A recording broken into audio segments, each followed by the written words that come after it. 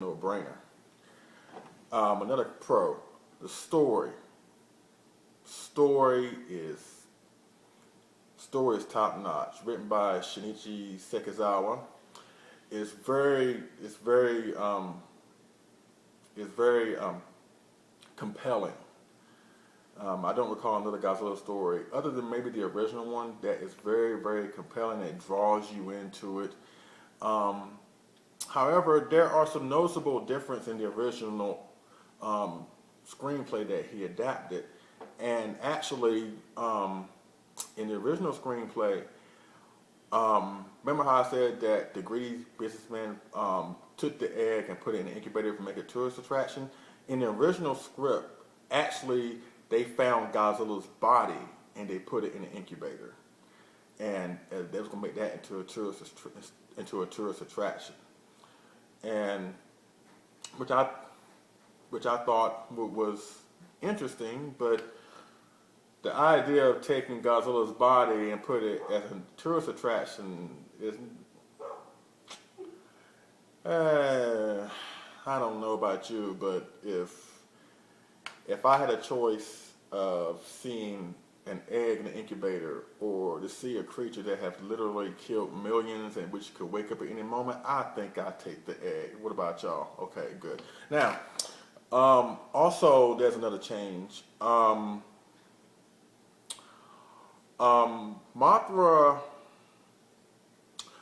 Godzilla's going to have a much bigger role in this movie. Mind you, he does have a big role in this, but Mothra's going to have,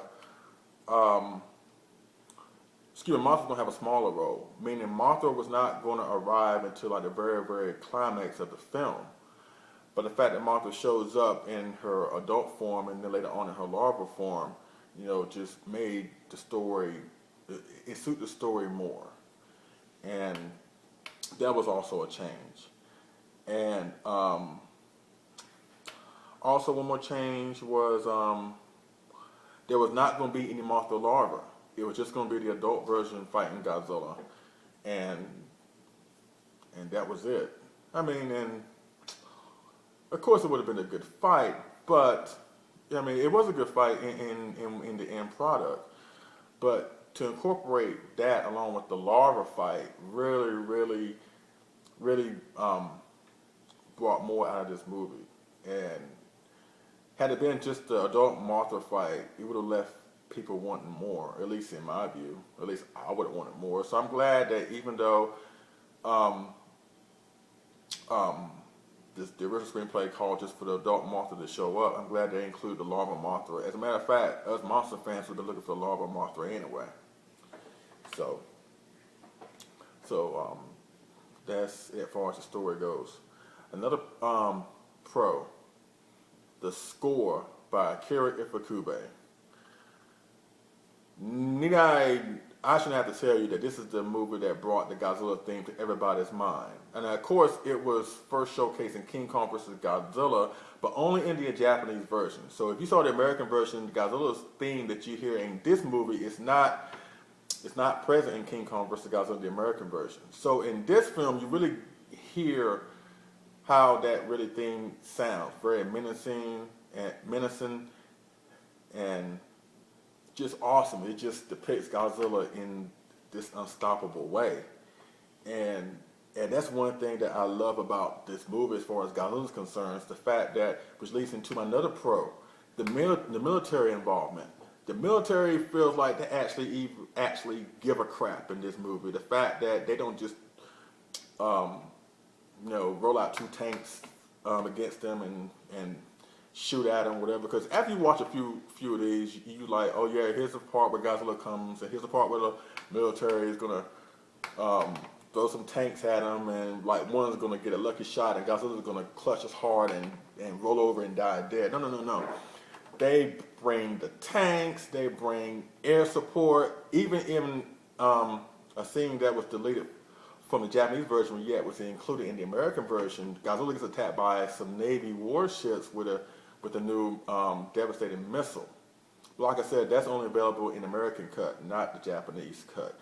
They got that. They come up with two plans that involves electricity, where they end up trying to electrocuting Godzilla, and it doesn't work. It's like the military. It's like this movie, with the exception maybe a couple others, show the most almost strenuous attempts to get rid of Godzilla throughout. This is one of the movies that they most exhausting attempts to get rid of Godzilla in almost in any G film, and the fact that people are so afraid of him and they just personify Godzilla as this mindless engine of destruction, which is basically what he is. And if you really think about some of his characteristics in this movie, it's not like he's thinking about, oh yeah, I'm gonna wake up and I'm gonna travel to Nagoya and I'm gonna get my tail caught in the radio tower and I'm gonna do all these different things. No, like Godzilla is just, he's just there. He's like, he don't have a purpose. He doesn't have anything. He's just basically a giant monster in an alien world as far as he's concerned, and wherever he goes, he's gonna bring death and destruction, not really by fault of his own in a way. It ain't like he's taking notepad like, okay, this morning I'm gonna destroy this oil refinery. Then I'm gonna attack this orphanage full of little boys and girls and kill them one at a time. Then let's see, I'm gonna take a break and sit down in the sand and with my tail for like 2 hours. Then I'm gonna get up and then fight the military, then fight a giant moth and try and kill 2 baby larvas. No, Godzilla doesn't really act like that in this movie. He's just mindless. He's just an unstoppable force, and I like how they personify this in this movie. And another pro, which I will also talk about, the special effects. Even though you can tell by watching this, they are miniatures.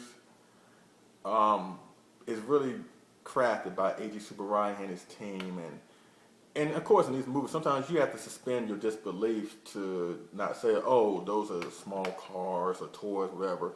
But in this movie, they really make miniatures stand out as if like they were really buildings and cars and facilities being destroyed by these monsters. So I really enjoyed that, and it's very, very interesting and compelling. Now, on to the cons.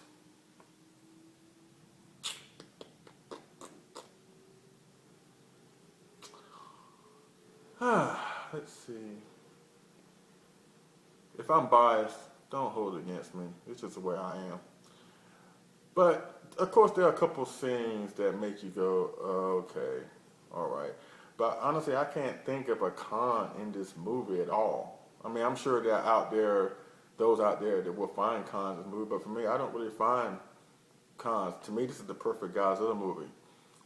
Perfect story, perfect score. As a matter of fact, this is the very first movie that was basically almost untouched when it was released in America. All the other films before then, Godzilla King of Monsters, Godzilla Raised Again, King Kong vs. Godzilla, those were heavily edited, and they weren't presented in true Japanese form, original Japanese form. So I really like that, the fact that this is almost the uncut version. Of course, they dubbed it to make Americans understand what was going on. And of course, there are a couple scenes in the Japanese version that don't make it into the American cut, but it doesn't really change the story all that much.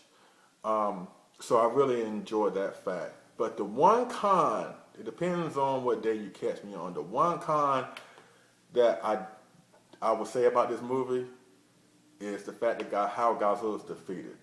And like I said, as far as the military is concerned, all right, this dude withstood a tank attack. Okay, he was able to withstand a giant moth attack. He was able to withstand a Navy warship's missile strike. He was able to go through 2 military plans that involved him being almost electrocuted to death. But yet he gets beaten by 2 baby larvas. And I will take you from 2 different perspectives why I like it and why I don't like it.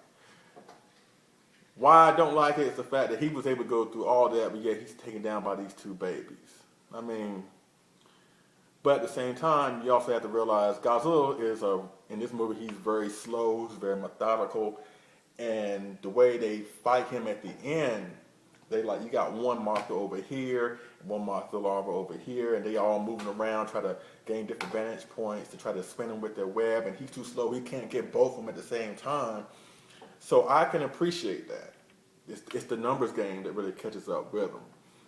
And I really, how Mothra was very tactful and how she approached the fight at the end, and she was able to get Godzilla, which basically how, in a way, if you think about it, that's how it was. King Ghidorah was defeated in the second, in the next movie. But I'll talk about that in another video. But sometimes, like I said, sometimes I appreciate that ending. Sometimes I don't. Sometimes I wish that. Remember the scene where the Mothra's larvae are first hatched, and they chase Godzilla to the island.